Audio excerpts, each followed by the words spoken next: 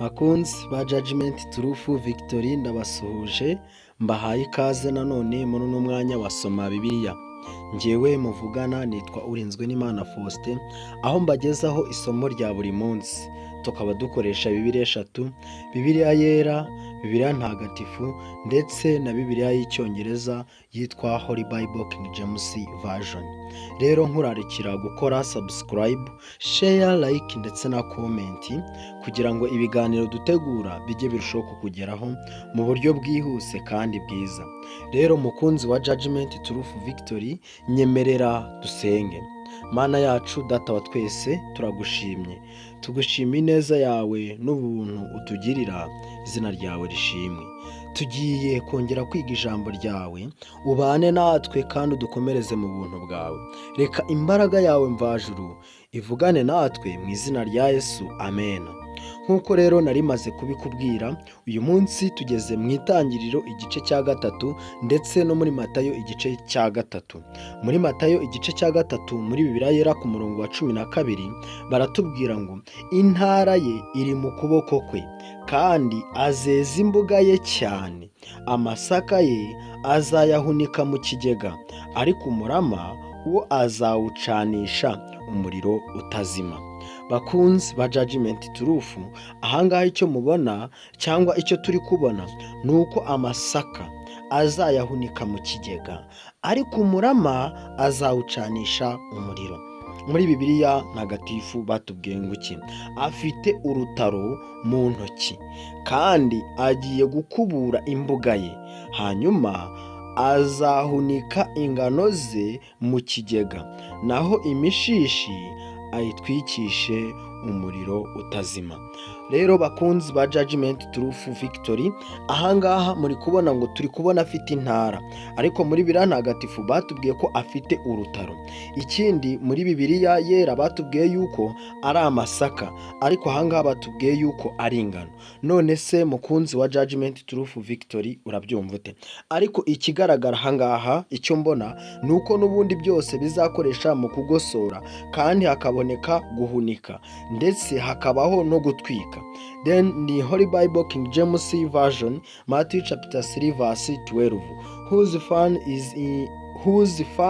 is in his hand, and he will thoroughly purge his floor and gather his wheat into the garner, but he will burn up the chaff with unquenchable fire.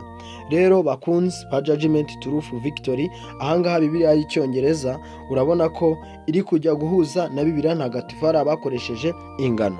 Muri King James Version rero kubera ko inyinshi ariho zahinduwe zivana, ahari twakemeza yuko iri riri muri King James Version ari ryo ry'ukuri, ariko washyira muri comment hanyuma ukambwira nawe.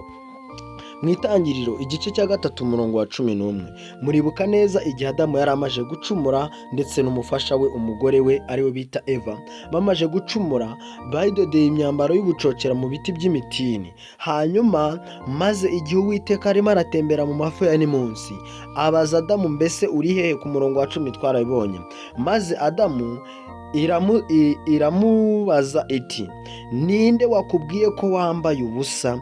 Ni igihe yari amaje kumva ijwi ry'Imana agiye kwihisha, maze Imana iramubaza iti, ninde wakubwiye ko wambaye ubusa?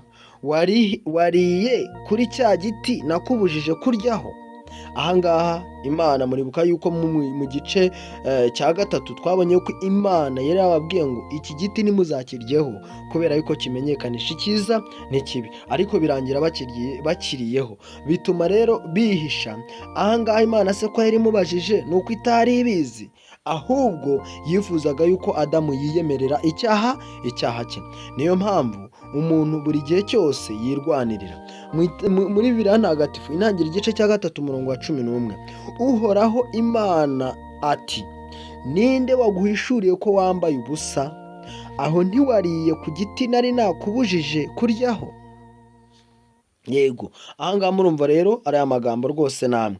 Then the Holy Bible King James Version, and he said, who told thee that thou wast naked? hast thou eaten of the tree whereof I commanded thee that thou shouldest not eat? Rero ku bumva ururimi rw'icyongereza cyangwa ku barusobanukiwe murumva yuko ayo magambo ari amwe. Rero reka murarike gukora subscribe, share, like ndetse na comment kugira ngo ibiganiro dutegura bijye birushaho kukugeraho. Murakoze rero, mwari kumwe na Urinzwe n'Imana Faustin. Munyemerere dusenge.